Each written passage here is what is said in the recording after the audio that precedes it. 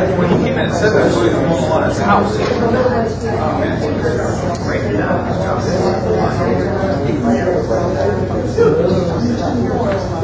Oh my God. Do you know why? Did he tell you why he came back though? You want me to call the morning? Let's see if you can hear me. No. Somewhere where I was sitting at. Well, that could be anywhere.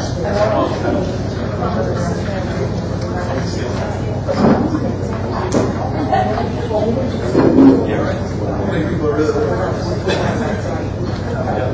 especially one out there that drop the go over the road.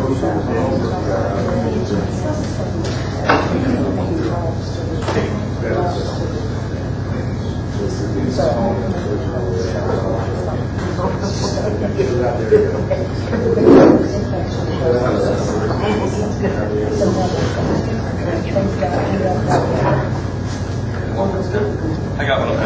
Thank you.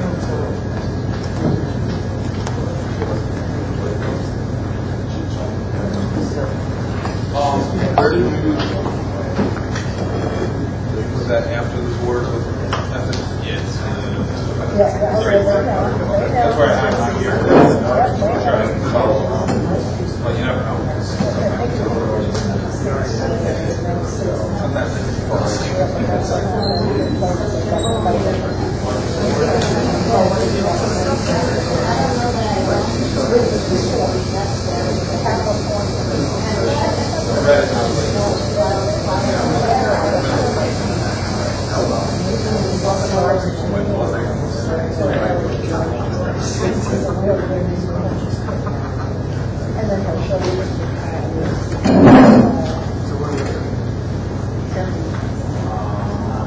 I don't consider that at all.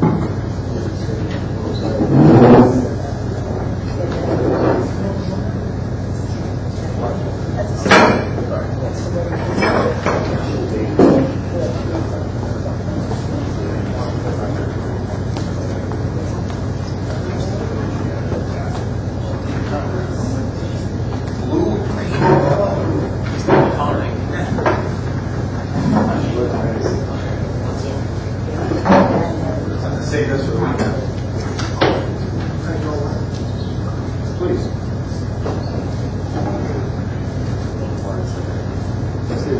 Senate hearing.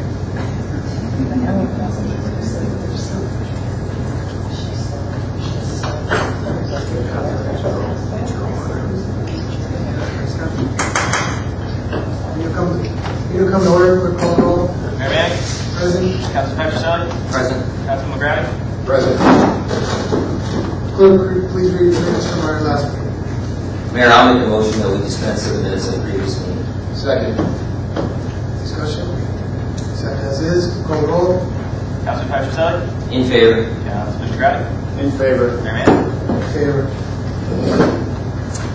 Reports from officers and committees. Thank you, Mayor. Tonight, I would like to begin with a look at a simple preliminary budget for the general fund. I just want to, again, put out there, I'm doing this for several different reasons.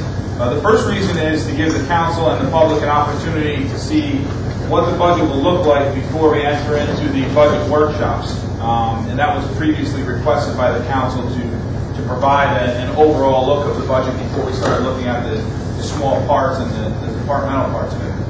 Secondly, is to show what specifically drives the budget and potential increases of the budget. So to show the public and the council, how that budget is put together and what that means. And lastly, is to show how difficult and frankly unrealistic it is to continually stay under the tax cap based on the current climate. So this is not a budget presentation. I'm not going to put anything on the screen. I'm not going to go over any percentages or factors or anything like that. I've placed the general fund budget on the table over there for everybody to have and take with them. This isn't something that we'll put on the website. Again, it's for knowledge so that you can have an overall look before we get into the presentation. That will take place in November. This is simply to show what challenges there are in putting the final budget together so that the public and council can understand the decisions that must be made when putting together the final budget and approving it. So I'd like to touch on what this preliminary budget says and what is driving the changes. So the changes in this 2019 budget are in those areas of which we have very little to no control. I mentioned this at the last meeting. So it's really the uncontrollables and the obligations that we have based on contracts. So there's 4 factors for what you have in front of you right now. First is the expected increases in health insurance costs based on the trends and the estimate provided to the city by Blue Shield. Blue Shield has requested to the state of New York a 5% increase in premiums, and so therefore we need to be diligent and budget for that percentage. As time gets closer to the budget presentation, hopefully we're able to negotiate a little bit more, or the state kind of comes back and tells them that it's less, but we need to be prepared for a 5% increase, so that's in there. The expected increase based on trends for workers' comp insurance. Workers' comp insurance never goes down. It always goes up. Even if we have less claims that are going in, the premiums still seem to go up based on the rates that are provided by the workers' comp insurance companies. And so we show an increase in that based on the previous year's trends. The third factor in this is contractual obligations. This includes a 1% increase for PVA members for the police department and 1.5% increase for CSEA members. They have contracts that run through 2019 and beyond, and those are contractual obligations in those. Currently, we are under contract with the fire union, but that contract expires at the end of this year, so we don't have a number that we're obligated to in 2019, so that is not factored into this, and there's no administration or non-union member raises factored into this budget that is available today. Obviously that could all change. Administration has received a raise in 3 years, so those are all factors that the council and myself and the finance department will work on as we move through the budget workshops. Lastly, under the request of the state comptroller, we have removed a specific revenue from the revenue section of the budget, which was a transfer from the debt service reserve to the general fund. Again, the state comptroller's office wasn't very keen on how we were doing that, and they've requested that we make that change, and to accommodate their request, we have done so moving forward. So, with those factors in place, again, without sitting down with any of the departments and making any changes or hearing if there's any increases that are necessary, we're currently looking at a 6.8% increase in the tax rate. So just with insurances and contractual obligations and things that were handed down from the state, on this paperwork that you'll have in front of you is a 6.8% increase in the tax rate. Just so that you know, this year's tax cap for the first time in, I believe, 8 years is actually at 2%, which is the highest number that it can actually be at. So that tells you how difficult it can be to get under the tax cap. Obviously, as we move forward in the budget workshop process and we begin to negotiate our rates with insurances and tighten up the numbers as best as we can, we will all continue to work to lower this percentage down as best as we can.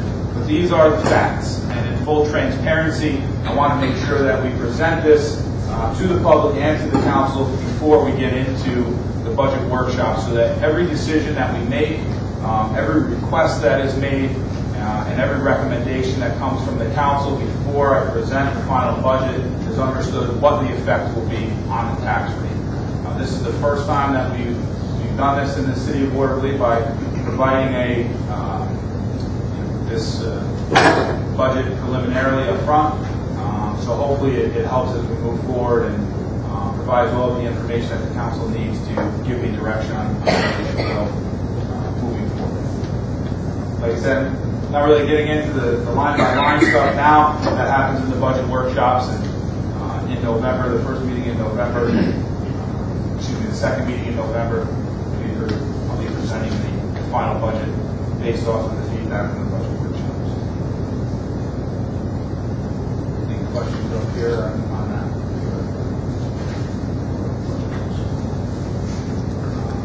Again, it's here. If anybody wants a hard copy of it that's not here, if you can talk to anybody, they can certainly reach out. It can be provided to them. I can provide it to them, or the finance department can.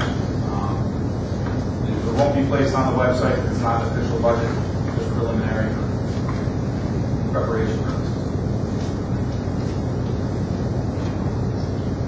I do have one other item that I'd like to discuss. If there's no questions on what I've handed out or presented.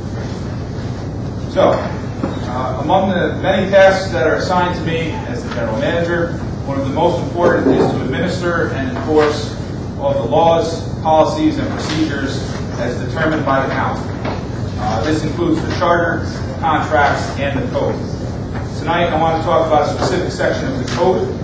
This is the sign section of the code. The sign section of the code states that signs are not permitted in the public right-of-way or on public property. The fence along 787 falls under this criteria.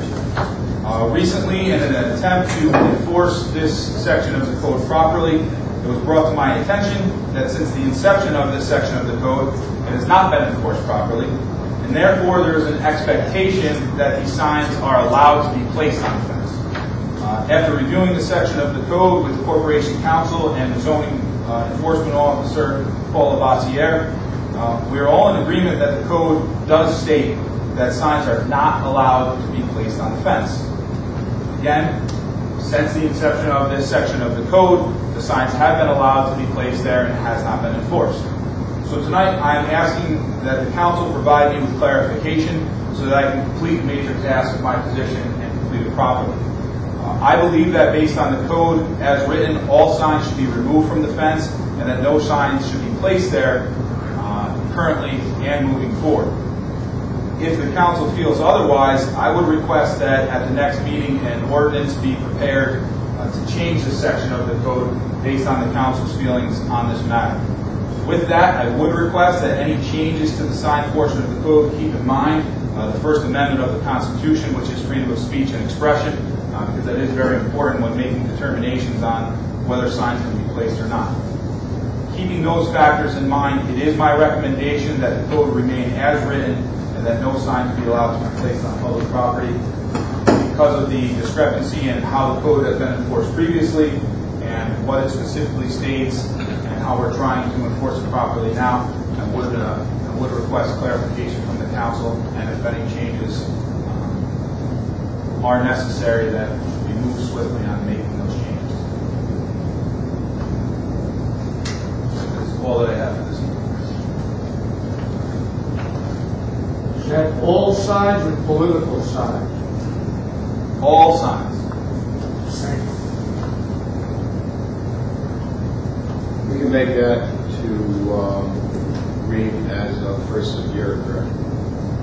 Absolutely. Whatever we do.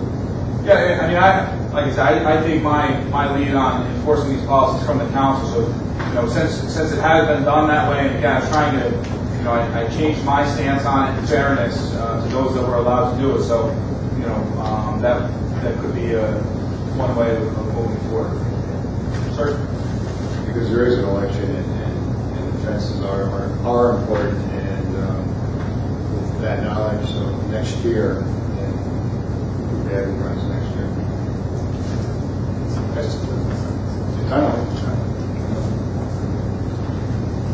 Yeah, I've had this discussion with Jeremy, and you're well aware of my position of it was that what I took basically more, I don't say directed specifically at me, is when I had my sign put up on August 13th. That's when the topic first arose.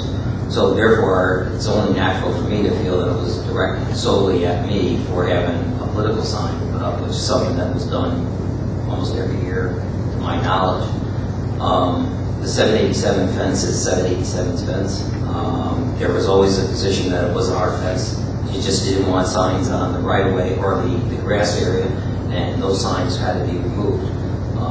And nobody really objected to it, even though there's a couple of signs that are still there. Then it was said, it was claimed that the signs had to have a specific date, and there's probably a good few signs up there with no specific date, just general, functions on it. So do I take that was directed more so at me, for having the signs up, because I was the only one that had the signs up at the time? Yes, I do. That's not happening. Well, it's my perception. As you said, It's more than someone that had signs up at the time. well, the You're only not the one. only one contacted. Two people running for office and both were contacted at the same time with the same exact message. Okay. It just seemed very strange anyway, that would happen. So I do take it exception where I think signs, like you said, Frank, is a very, it's a useful tool. It's a nice tool for this community to have. I've seen, I've gone through Cohoes, I've gone through Waterford. I've seen, like I know you talk about the stanchions that the highway signs are on. If you go through Cohoes and Waterford, there's almost every one of them have a sign on their two posts, for some activity and something going on in the city. And I think it's something that, generates enthusiasm and city, involvement. I can see, certain regulations on it, maybe size-wise or something to that effect. But I just think a point-blank decision to say no signs is kind of like ridiculous, or punitive to all the organizations. Like you said, you say either change it so that you can allow signs, or enforce it as it is, which is no signs. Right. Well, that's what I'm saying. Is I would say that we don't want to make a decision of no signs right now. I would say we need to come up with something to be able to direct it so that you can have a little bit more discretion on it, or at least rules on it. But I thought we didn't have anything like that before. To say all of a sudden on August 13th they all have to come down, or later on they'll have to come down, was kind of not appropriate. Again, that decision was based on a reading of the code as it is written. Again, one thing that I would caution the council with, once again, is the First Amendment rights and putting restrictions on specific signs and what liability that opens up to the city by doing so. I would caution the council in making any decision that limits that. I think we should put our energy to the budget now, and then at the first of the year, come up with a decision on it. That's, I agree. May I interject? So from what I'm understanding from the feedback that I'm getting from the table is that to not enforce it at this time, work towards coming up with a solution by the first of the year, and let signs be placed on the fence in the meantime, and not enforce that section of the code for the time being until it can be rewritten or reviewed further to determine how to move forward. I think your interpretation also is saying that is considered the city's right of way. Not the city's right away. What's the? It's public property owned by DOT, and we have spoken with DOT, who has said that it is public property and public right of way, and The city has control over that? we do not have. Okay, then why are we talking about it? They are stating that there should not be signs placed on it. Well, then are they going to take down the Waterford and Cohoes signs? I mean, there's signs in Waterford and Cohoes, all kinds of signs. On the 787 fence. There's signs on public 780 or on DOT property and DOT signs. If they do it, I say great. That's what they want to enforce. I can only tell you what DOT said when we contacted them to ask them if they had a policy on the sign. Isn't it writing? Their policy isn't in writing. Do we have? So it's just over the phone. You can't do it. No, I had a conversation with a representative from the Department of Transportation. Specifically speaking, there's a section of the highway law, section 52 of the highway law, that, to my understanding, from reading it and also speaking to the representative, that any advertising sign display, erected or maintained, is illegal. The question is whether or not DOT will enforce it. Because in order to place a sign pursuant to DOT regulations and the highway law, you've got to do a permit process. So, unless you have an actual survey with respect to the public right of way, it's my understanding that's public right of way, that's in DOT property. So you have a fence that is located within the city of Watervliet, signs that are not projecting outward towards 787, which causes them more concern and more regulations with respect to signs. They're facing the city of Watervliet. The same argument could be made that, well, that's not our property. Well, what if you have a residence in the city of Watervliet and that sign doesn't meet any sign requirements? Is the argument going to be, well, the city doesn't own that property, it's my property, but so I can have whatever sign that I have. So I think that based upon our review of it, those two sections of the zoning ordinance, we came to the understanding that it's not allowed in that area, plus it's not technically allowable in the highway. So I think we have two avenues to look at. But certainly, we're open to any suggestions, and part of this process is to try to come to a solution. We can always be critical of a law and have a position with respect to how that affects me or affects other people. The fact of the matter remains is we're not hearing recommendations and solutions regarding that. And I'm happy to, dig in and, come up with different language with respect to that. But as Jeremy said, you have to be very careful of allowing certain content speech and excluding others because of the right of the freedom of expression. So it should be looked at carefully. The other consideration that you have to consider and take into effect is I always think of that fence and it goes all the way down. And I always think of a minor league ballpark where they have advertisements, the left field, center field, and right field. There's a possibility that if you allow signs, you're going to have signs all the way on that fence. And that's something that you want to have for aesthetic reasons. And if you're going to limit the type of sign, then you have to consider that you're excluding others and letting others put signs on. So there's a lot of things that's taken into consideration. I was asked to just give my opinion. We looked at it. Jeremy made a determination with respect to allowing them at a certain point in time, but there's all these factors. But I'm open to your suggestions. And that's one of the things that's lacking. What are the suggestions? That wasn't the intent to solve it tonight. No, the intent's not to solve it tonight. I just wanted to, give my input with respect to the highway law and Department of Transportation. It's not just, nothing has been done. Everybody can do their prep, and after the budget, we'll come back and make some ordinance changes. Yeah, it don't have to be by way of local law because it's the zoning ordinance. Well, actually, it could be done by ordinance if we did it initially with tax ordinance. Keep it that. Thank you. But we'll have a public hearing. Okay, new business? In new business, we have resolution number 9524. Council of the City of Watervliet hereby authorizes and directs Scott P. O'Reilly, City Clerk, and Clerk to the Council, to advertise once in the official newspaper of the city, and sealed bids will be received by the City Clerk's office until 2 p.m. on Tuesday, September 25th, 2018, for the entryway rehabilitation project at the City of Watervliet J. Leo O'Brien Senior Center and Library Building, located at 1501 Broadway. Mayor, I'll make a motion that we move on this resolution. I second. Discussion? So this is the next step and the final phase of the library and senior center project. The library expansion and the senior center and library roof has been completed. The solar panels will actually be placed back up there next week. So this is the publication of the bid to complete the entryways on both ends coming into the foyer, and the entryways going into the library and the senior center to make them more accessible and more aesthetically pleasing. This is fully funded through a CDBG grant.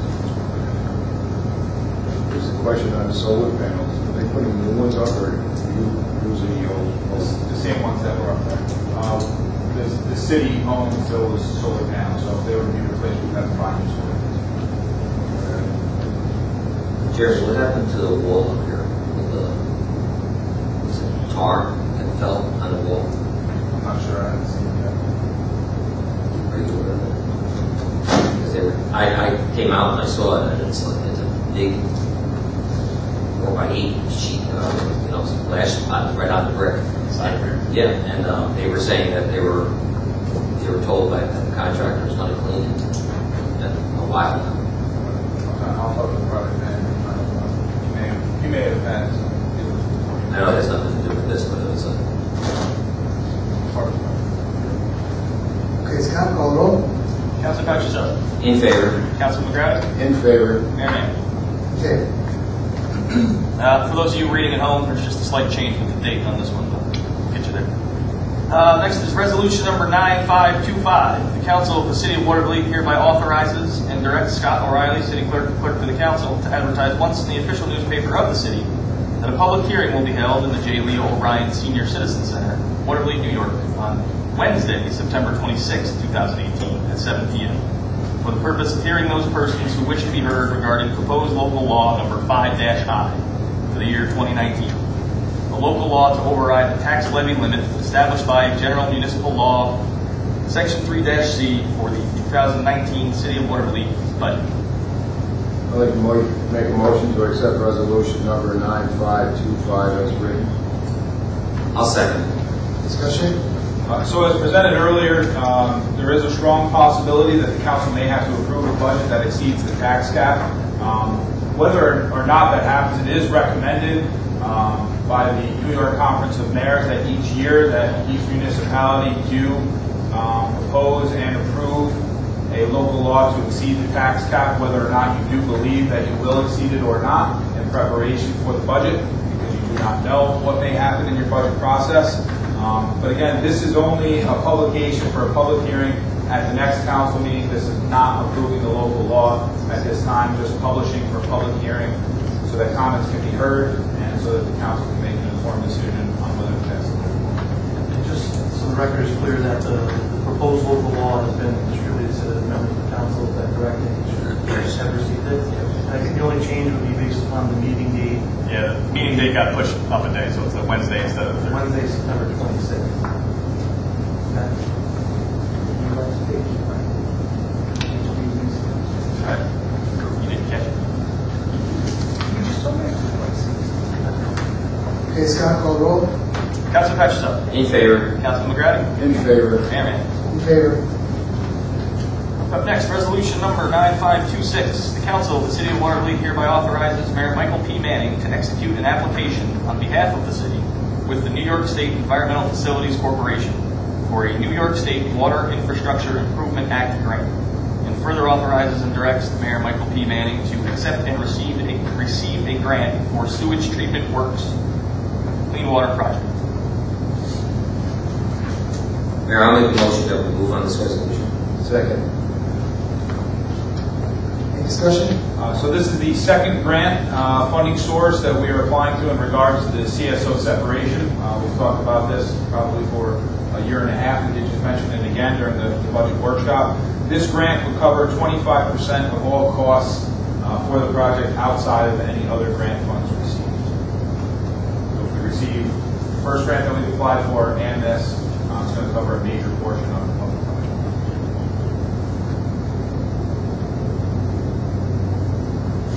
Okay, Scott, call the roll. Council Patricelli. In favor. Councilman McGrattan. In favor. Mayor Manning. In favor. Up next, resolution number 9527. The council of the city of Watervliet hereby approves an agreement between the city of Watervliet and the New York State Unified Court System. I'd like to make a motion to accept resolution number 9527 as written. I'll second it. Any discussion? So this is the annual agreement between the city and the state court system to clean the court, provide repairs, and for all the necessary costs that are in it. An annual agreement we've had for quite a while. And who does the cleaning? Clayton does the cleaning, and if we have any other matters over there, it's something that the DPW staff has dealt with before, but it's also the alarm system, the entryway system, things like that, that they pay a portion of. So, all of the things that are involved in the alarm system.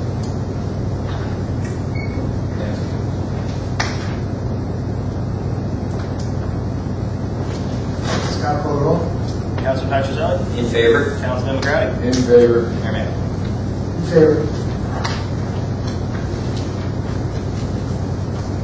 Next, we have resolution number 9528. Council of the City of Watervliet hereby accepts the proposal from and awards the contract to American Underground Services, located at 840 State Route 50 in Burnt Hills, for professional consulting services for the video inspection and documentation of sanitary sewers in the City of Watervliet.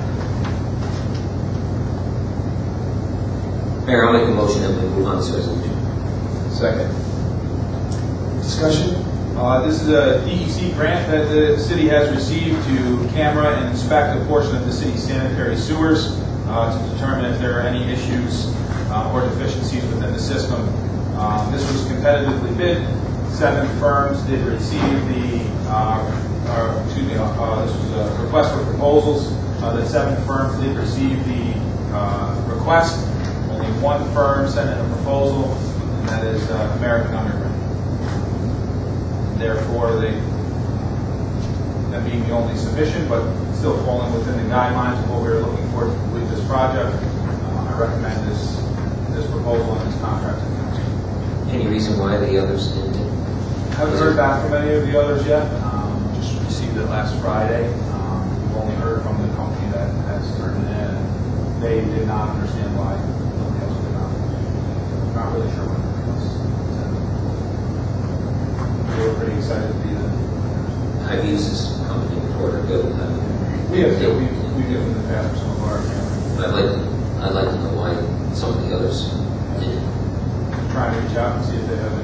Would you please? I mean, just to see what their rationale was. I'm sure it's a job that they would do, be able to do.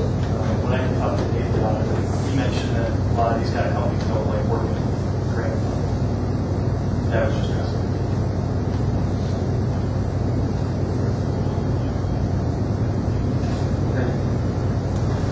Jeremy, as we discussed earlier, approximately 5 miles of pipe is going to be inspected. Yeah, it's I believe about a $33,000 grant, so the cost that they've associated with it will be about 5 miles. But a very quick math. Now, the other thing is, it says pipe inspection and pipe cleaning. What determines if they said what determines that? If they're going to clean the pipe or not? So to be able to inspect the sanitary sewer pipe, they have to clean it because they're trying to determine if there's any cracks or holes or leaks in it. So because there's, we'll just call it sediment in those lines, they do need to be flushed before they can actually get their camera in. So they'll be cleaning the lines as they go in. They'll give you CDs. Yeah, that's what we received from a CD showing all the cammering and It's very interesting. the final report. Yeah. Oh, yeah, it's- Well, that's good. We get them clean and then we get to see them. I thought they send the camera down and maybe we'll clean this one, maybe we won't clean this one of those things. So they have to flush before they get in there, otherwise they won't be able to see perfectly. Usually the bottoms of the ground.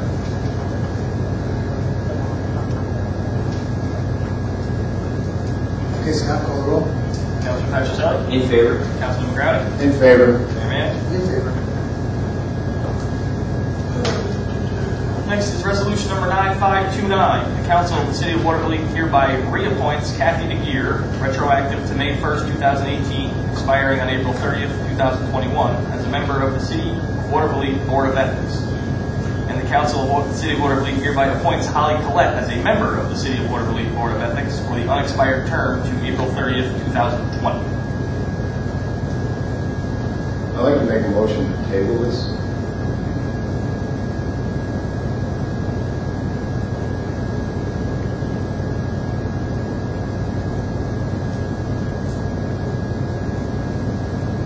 I'd like to table both of them. I'm not, unless somebody wants to inform me on why we have 2 resolutions here for the same position. Yeah, sure. So, as you're aware, this has been a topic that has been circulating, in our membership here, and there's been a recommendation. Councilman Patricelli has recommended certain individuals to be on the Board of Ethics in response to my inquiry, and it's also my understanding that Mayor Manning had recommended another individual on that to be on the Board of Ethics. So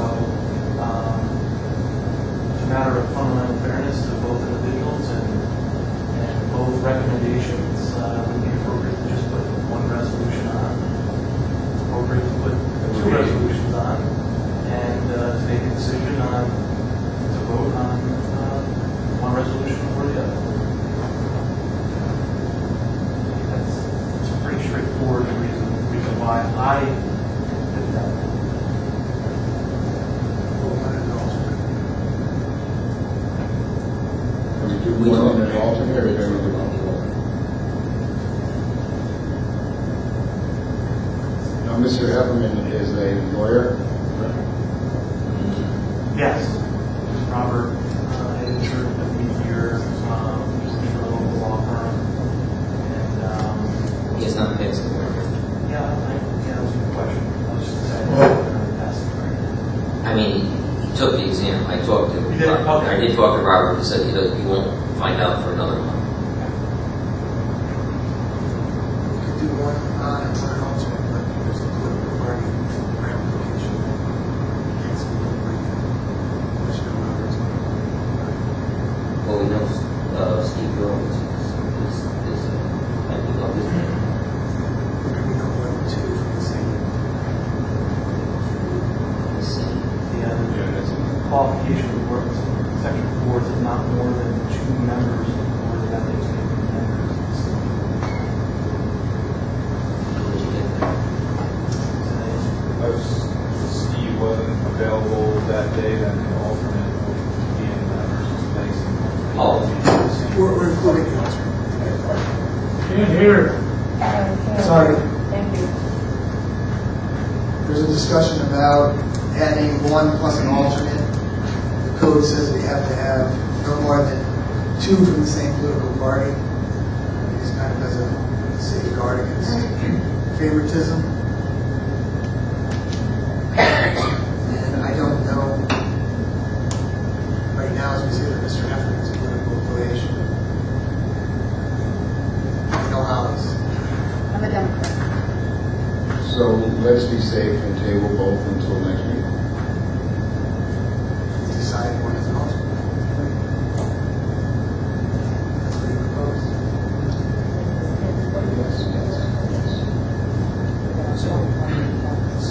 So we can't decide on one alternate tonight.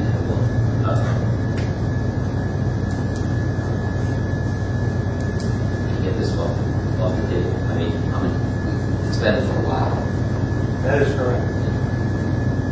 What are the criteria for appointee? Well, all members of the Board of Ethics must be residents of the municipality. The members of the Board of Ethics should be qualified by temperament and experience to carry out the duties and responsibilities of the board. No member of the Board of Ethics may hold office in a partisan political party or hold elected office in the city of Watervliet. A board member may make campaign contributions and vote, but not otherwise participate in any city of Watervliet election campaign.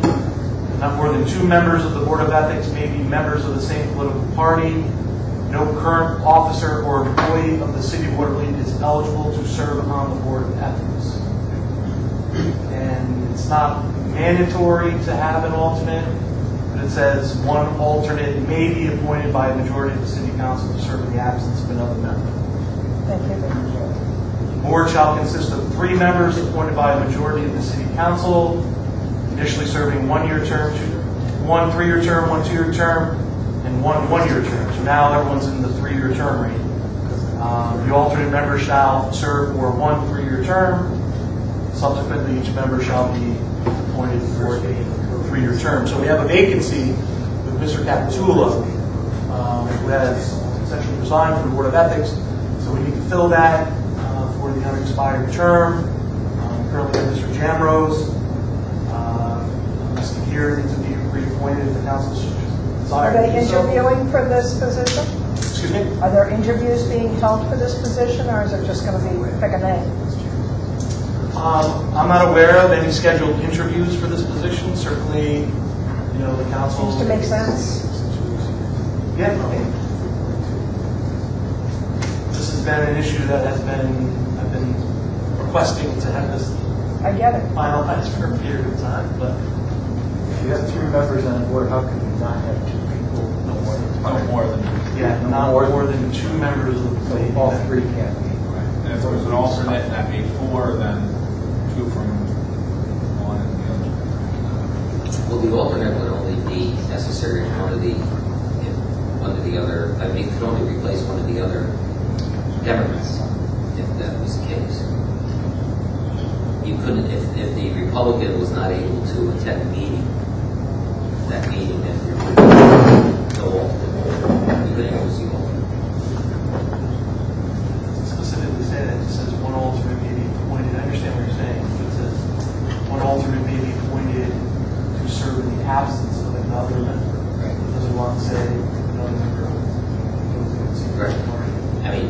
if you're trying to, I mean, it just seems to be weird that if you almost have to say, okay, I got a working family, I got this, I got that, you know, one from everybody.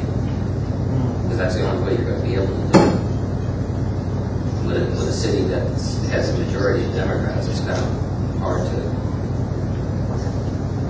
I think what you're looking for is credibility and somebody that's on board that's both qualified and ethical to be able to serve them.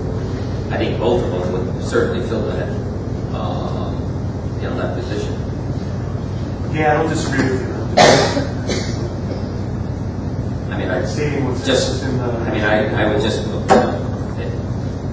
Seeing that we had her name on the table, I'll just make the proposal that we appoint Holly as the person and Robert as the alternate. Well, there's currently a motion. I don't know if it's been seconded. But No, I'm just discussing. Yeah, we'll discuss. Yeah, just saying purposes that. of record. Right.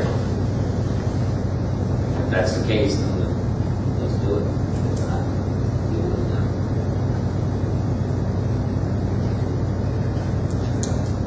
We went to list, we're losing whichever one we don't want. Right. We're saying we don't lose any. Yeah, I don't think we lose anything at all. I'm happy for either one. I feel that they're both qualified. Ethical. And we appoint one alternate tonight.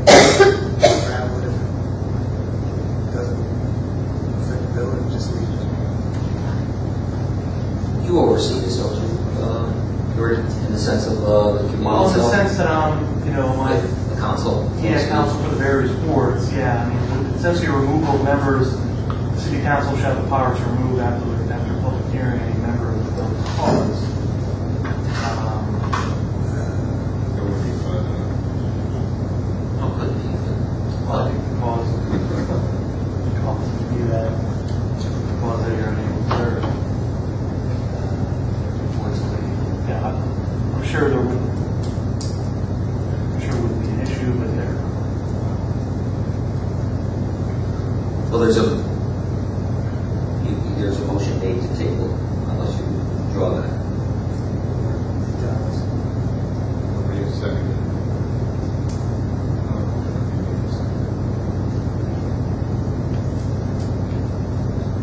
I'll withdraw my motion to table and make my motion to accept resolution number 9529.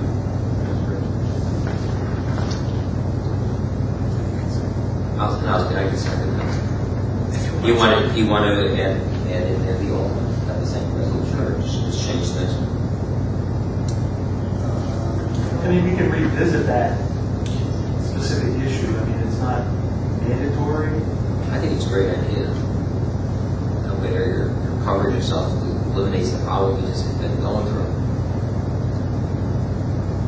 The way it's written now, all three couldn't serve at the same time.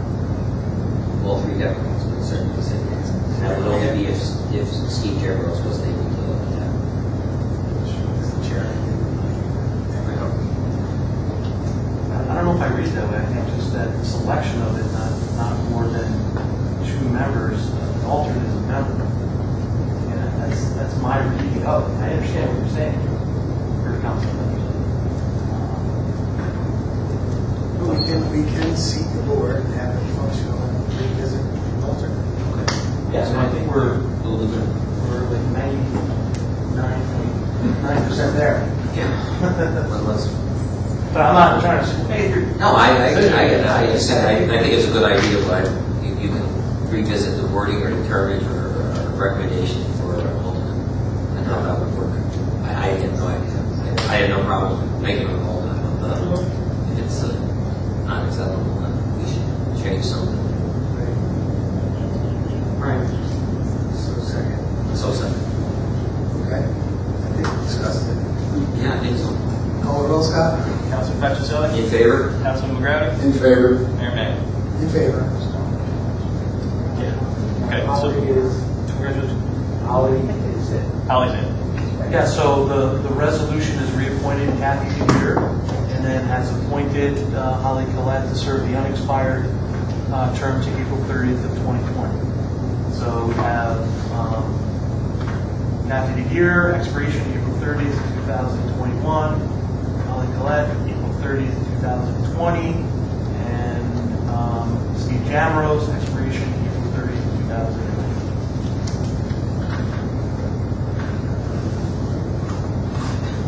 Anyone else have? Thank you. So for now, we're skipping over this next resolution. We'll change the numbers.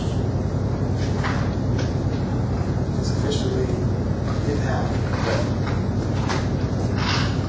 Okay. Okay, so next we have resolution number 9530. Council of the City of Watervliet hereby authorizes and directs Scott P. O'Reilly, City Clerk, and Clerk to the Council, to advertise once in the official newspaper of the city. Sealed bids will be received by the City Clerk's office until 10 a.m. on Tuesday, September 24th, 2018, for the solar installation on the digester building adjacent to the city garage. Mayor, I'll make a motion that we move on this resolution. I second that. Discussion? So, again, adjacent to the city garage, we do have our anaerobic digester, which processes our organic waste.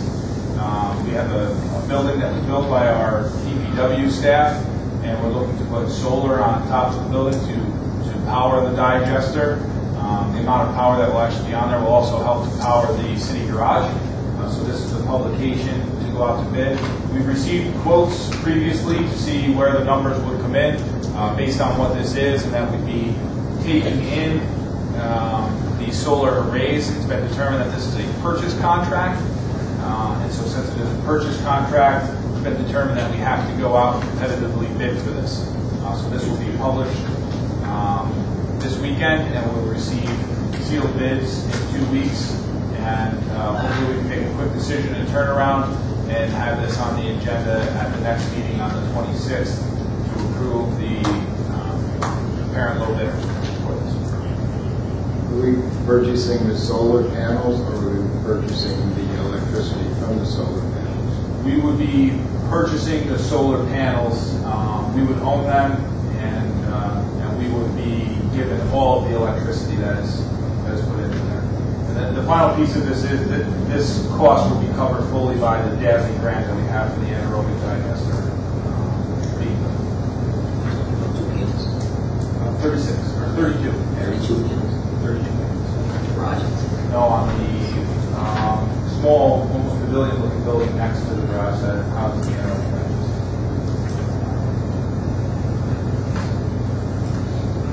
Good. I'm good. Call the roll. Councilman Patricelli? In favor? Councilman Crowley? In favor? Mayor Mann? In favor. Mr. Mayor, that's all, to the best of my knowledge, we have in new business. Appropriations accounting. We do. So this is resolution number 9531. Council of the City of Watervliet hereby authorizes the refunding of all or a portion of certain outstanding bonds, stating the plan of refunding, authorizing the issuance of not to exceed 3.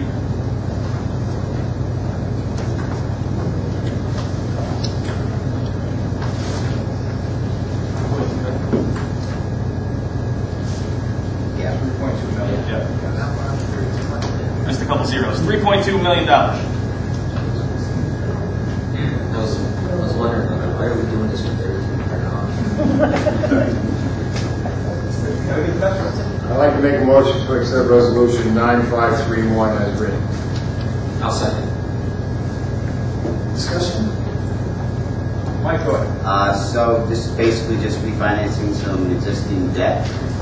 Started 2006 bond issue and our 2011 public improvement bond issue. Assuming rates stay where they anticipate being, and they're looking to close sometime in December, potential savings of about $167,000 for the 10-year span. Well, there's not going to be any increase in maturities, it's just stay within the current maturity schedule. So we're not stretching the debt out any further, just pure saving. Yes, their assumption on the 167 is 3% coupon, so there's not a whole lot of room. So rates do increase between now and then. It doesn't have to move a lot either. We're talking 25, 35 basis points. They'll pull the plug on it. So we're not going to be obligated to this. So we'll keep up. big force issue. So, but we still pay no cost. Not for the issue at all. So, little, no risk for me. I'm just assuming the race, again, not on here.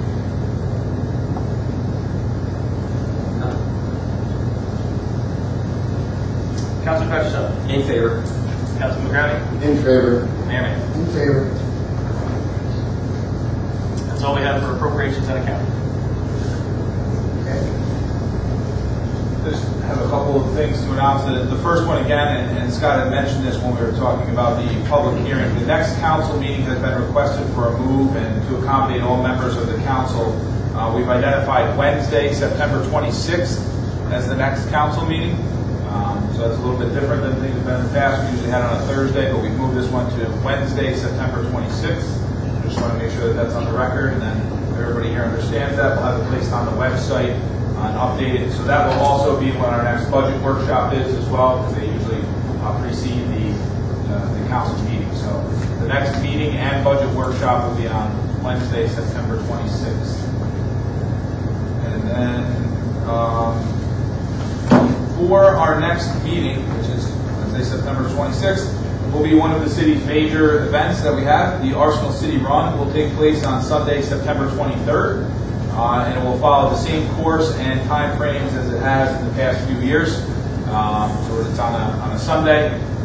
Registration will still be in here where you can pick things up. Obviously, registration online right now, or coming in to see Chris Chartrand in the mayor's office. One of the oldest 5K races in the country, and so we encourage anybody who is willing to run, which I'm not one of them, to come out and run in the Arsenal City Run. Again, Sunday, September 23rd. Registration is online or stop at the mayor's office to register for the Arsenal City Run.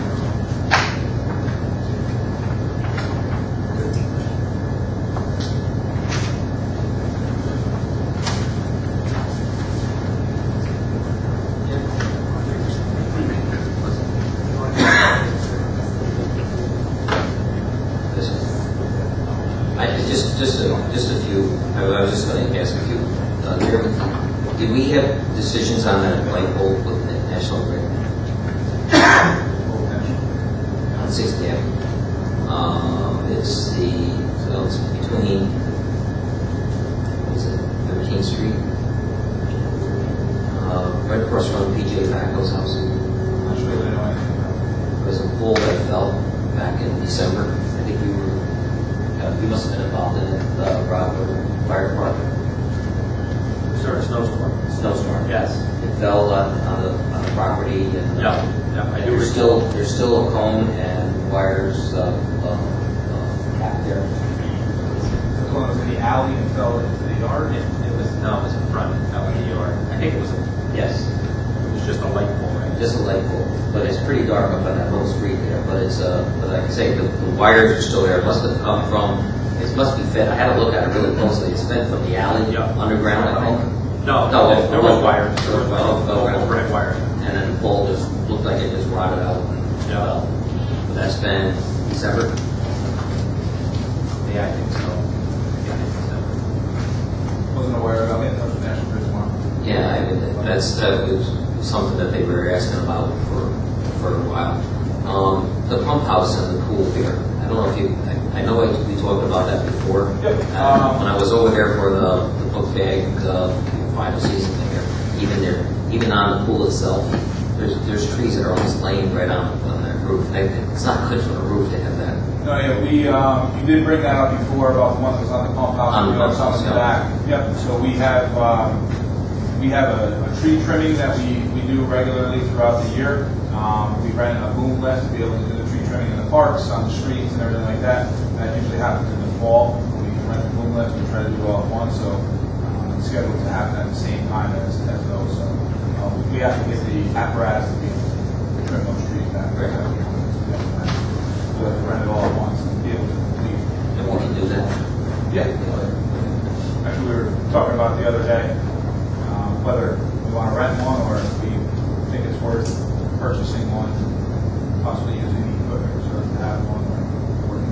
an agency that has one. Yeah, Good shared service.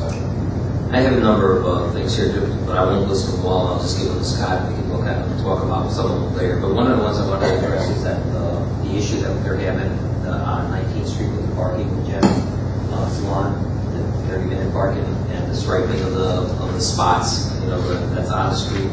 And nobody has really addressed it. Yes, no. What are we going to do?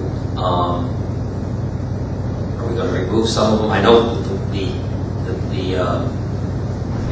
let's say the canvassing of both of them, because some of them don't like the 30 minutes, some of them still like the 30 minutes, and it's sort of like a hit and miss on who wants what.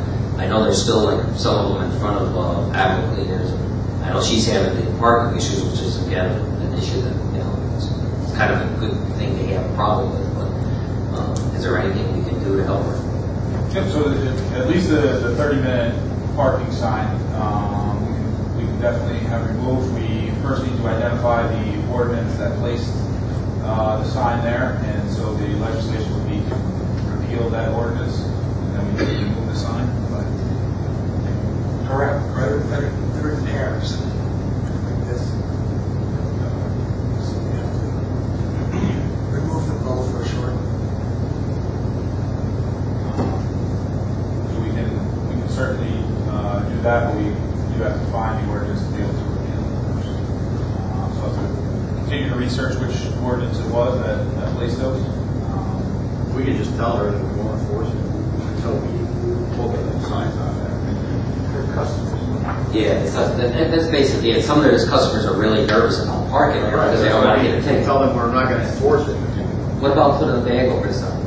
Well, we can't do everything. I mean, I don't know if I want to put a bag over. I can probably take the sign down and not remove the mold. We might even be able to put it's still an ordinance that says that it's supposed to be there.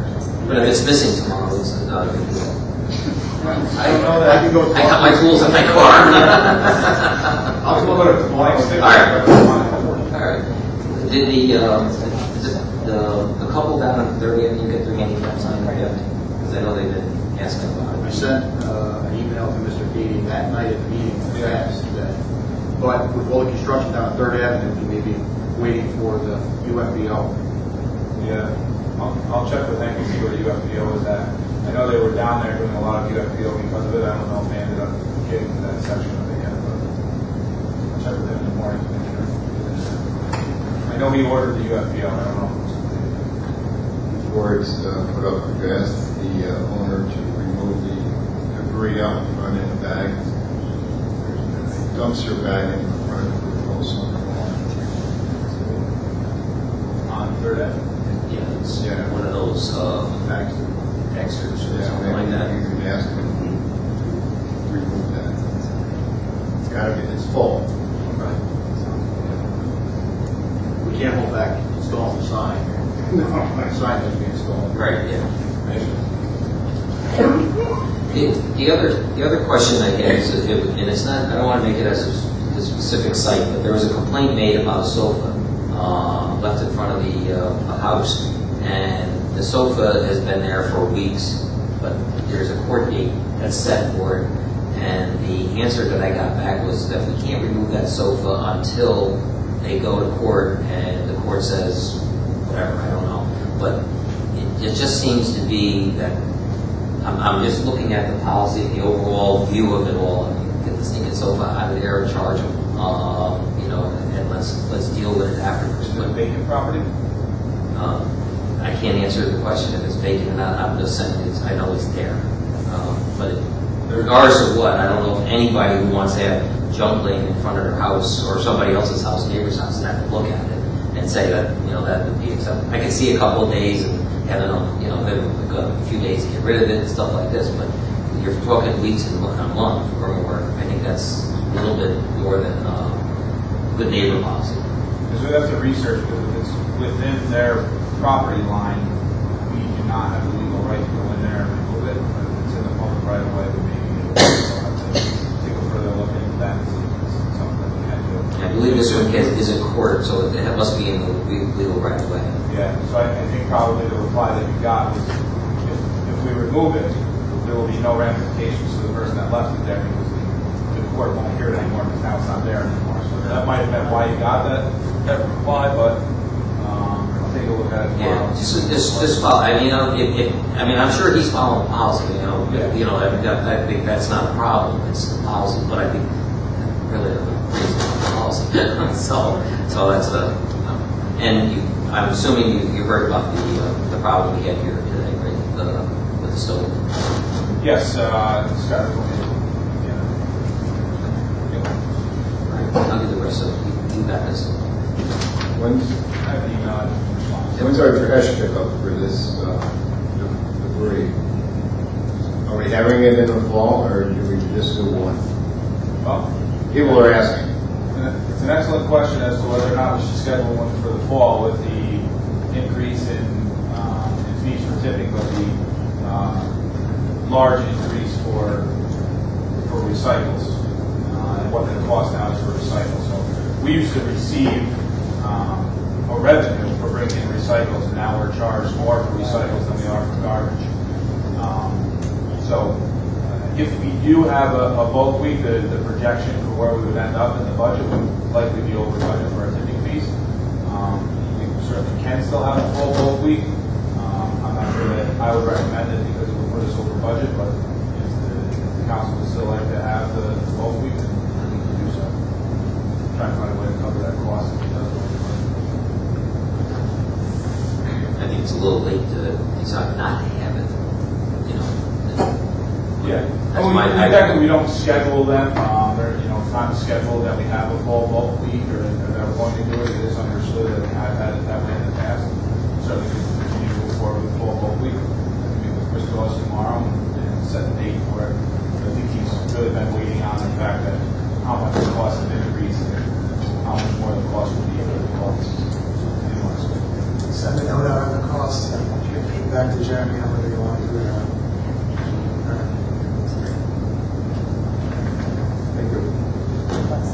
With that, Scott, what public comment period?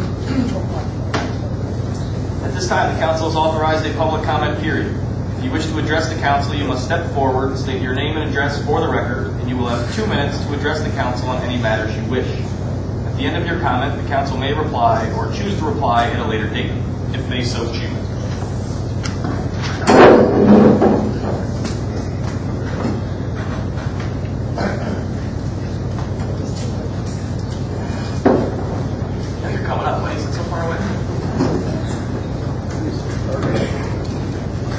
Coming up, why do you sit so far away? The exercise.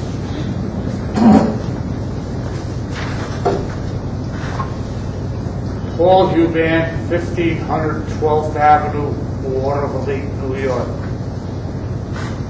I'd like to address my comments to the General Manager, Mr. Smith. I have 7 issues. Would you want me to read them?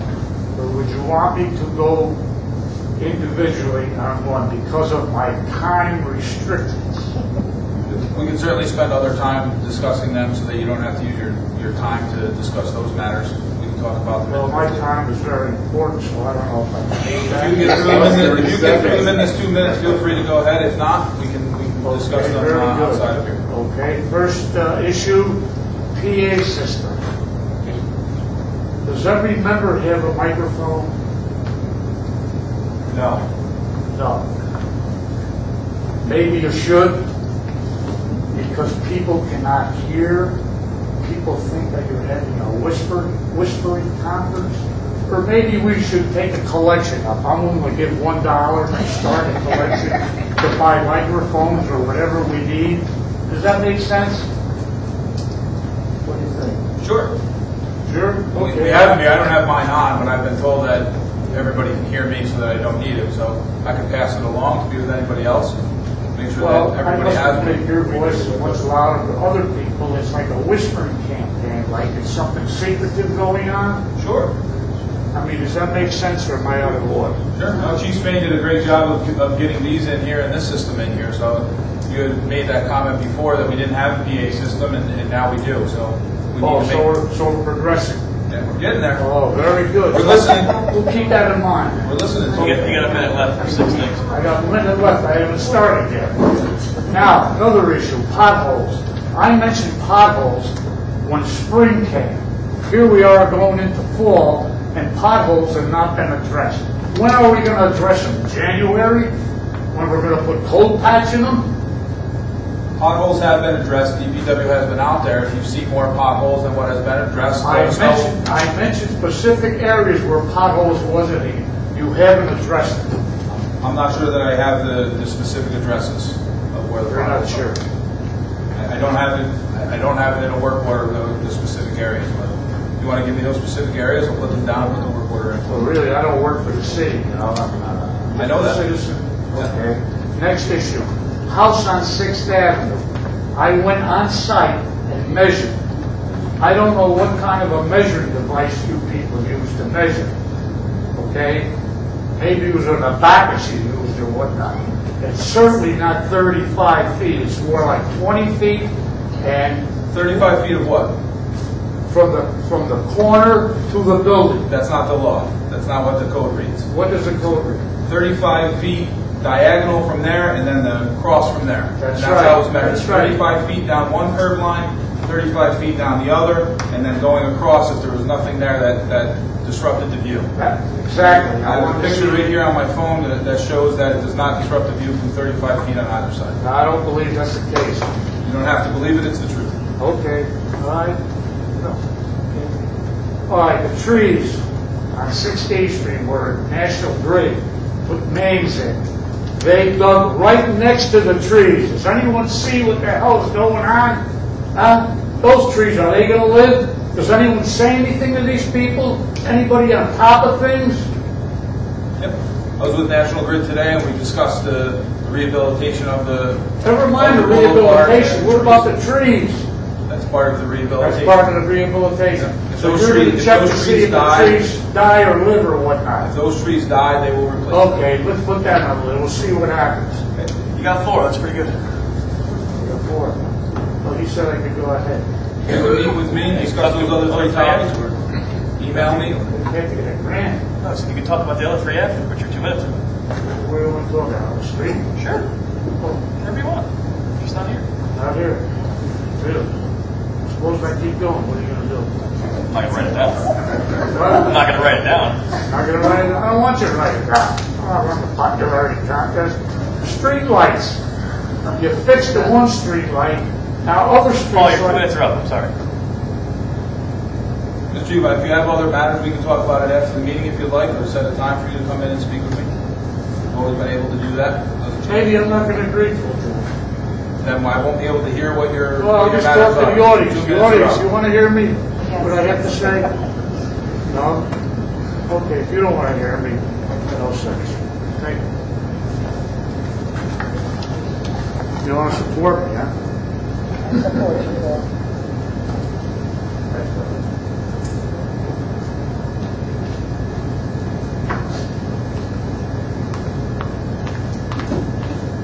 Tatiana Marini, 2318 3rd Avenue, Watervliet. There's a light post out right next to the Price Chopper. I think that's 4th Street, and it's really dark and creepy on that like corner. You could light it back up. You're talking about 4th Ave? I think so. Yes, 4th Avenue. I'm sorry. Yeah, I like to make late night trips to Price Chopper for ice cream, and I appreciate it when it's nice. Also, I know like a while back, like back in maybe February, we talked about community garden. I realized it was like basically over, but I wanted to know like where we got with that, or if that happened and I just didn't know about it, or what. Yeah, so we were working with Capital Roots to be able to put the community gardens in. We had identified 3 locations to be able to put it in. We started working with them, and the last that we had heard from them, we were too late to be able to build them because we really didn't start the conversation until end of winter, beginning of spring, and they were working on community gardens somewhere else.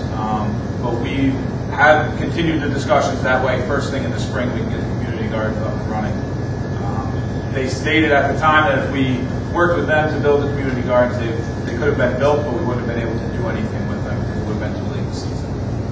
I think they finalized one in Cohoes, and that was the one they were working on, so it would have been after they finished that one before we would have done it here. So we were behind Cohoes when we asked, because Cohoes began last year in doing it. Couldn't we start building something now so we're ready to go for the springtime? Because if you wait till April, your planting season is so short here.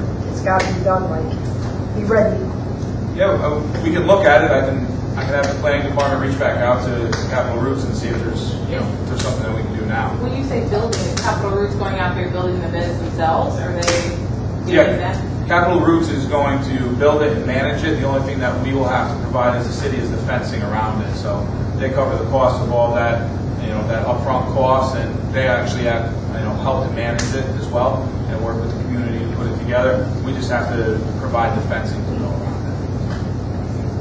it. I also wanted to give a suggestion about this sign on the fence issue. It seems like it may be helpful for us to have an official, this is where you put your signs for the city. Maybe we can have a local artist make something and it's pretty, just a board where you can put posters or something.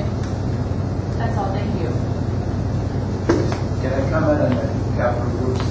They proposed this a couple of years ago. Capital Roots charged the city to run this thing. They don't do it for free. They can, but they've agreed that they would not charge the city. The last time, that's why it never went forward. Yeah. We ironed that out. Des Moines, George, 2318 3rd Avenue, Watervliet, New York. I have a question for General Counsel and the manager. If somebody puts a sign up and DOT has an issue with it, will DOT punish the city, or will DOT be taking care of whatever needs to happen because of their law? It's difficult to answer on how DOT would move forward with it. Well, if you look at, I don't have it in front of me, but if my memory serves me correctly, that Section 52 of the highway law puts the onus on the person responsible for the sign, not against the city. Right.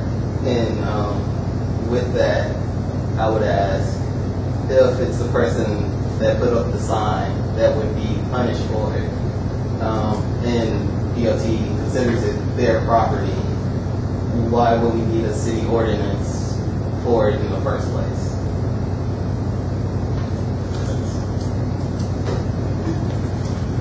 Well, I think that is still, to my understanding from speaking with DOT, within the public right of way. So the city of Watervliet still has a responsibility to, pursuant to our zoning ordinance, to regulate and enforce the specific language of the statute regarding signs in the public right of way. But I understand your question. You're basically stating that it's not our offense, so therefore why is it that we are regulating or enforcing something that's not ours? Is that really what you're saying? Right. Why I take it the same thing is that when you have a house and you have a sign on there, it's not our house, it's your house, but you have a sign that's in violation of the sign ordinance because of its size or not being able to put a sign that we still have the ability pursuant to the zoning ordinance to enforce the regulations. That's the best way to explain it. Very good point.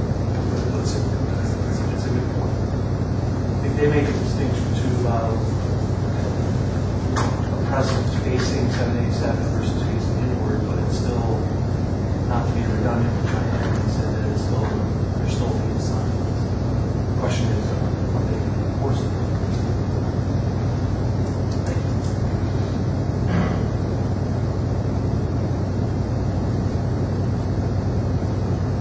Anyone else?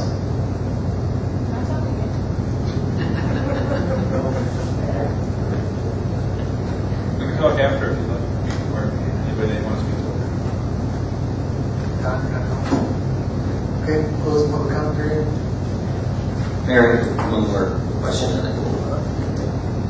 Just one more. The one item was that the house on the 21st Street. You mentioned that the only thing that you had to verify the house's height was what was on the plans. Correct. The side stand plans from the engineer. Right. I know it was brought up, and I don't know the history about this particular building, but we've had a number of stop work orders where it did not bother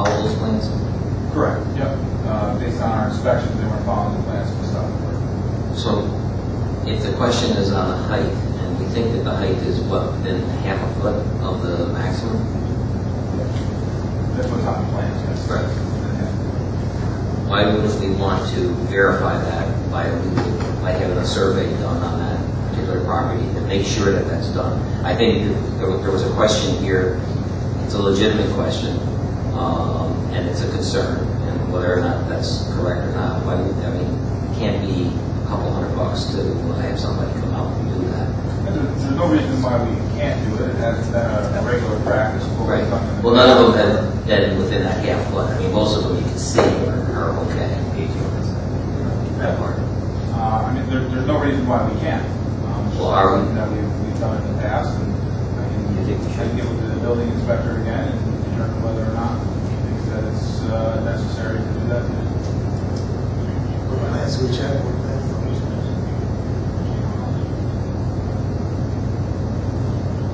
Check these plans and that. Oh, no, I agree. I see it. I just think that the particular instance that this came up was basically because it had a lot of issues to it, and there was a lot of concerns about it, and we were, we had some major issues on it. And I think the height was one of the ones that came up, and it just seems to me that if we're, are going to be transparent or really, credible, that I think we should say, hey, could we? It's a kind of a gambling game. I'll take it under advisement. I'll talk to the building inspector and see if we can come up with a way to do that. That was eyes too. That doesn't have a high enough to measure within half a foot, I believe. He's good. I can't believe he's that good.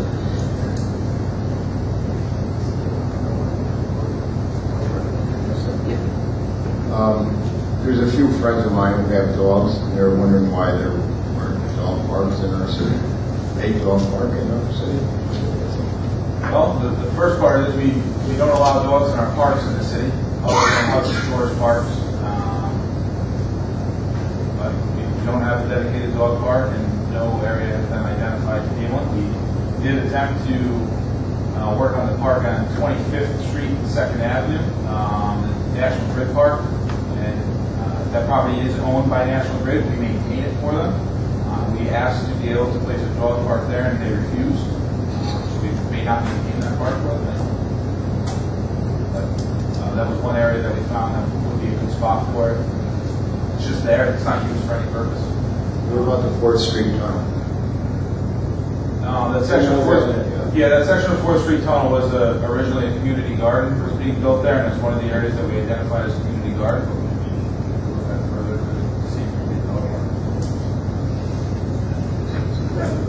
There's got to be a lot of dogs in our city. There certainly are. Only about a quarter of them are registered now. So that's all I have. Okay. We need to go to executive session.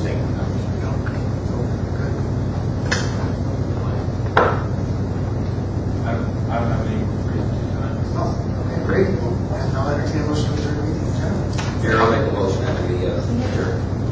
Second. Clerk, call the roll. Mayor Manning. In favor? Councilman Patricelli. In favor. Councilman McGrath. In favor. Meeting's adjourned.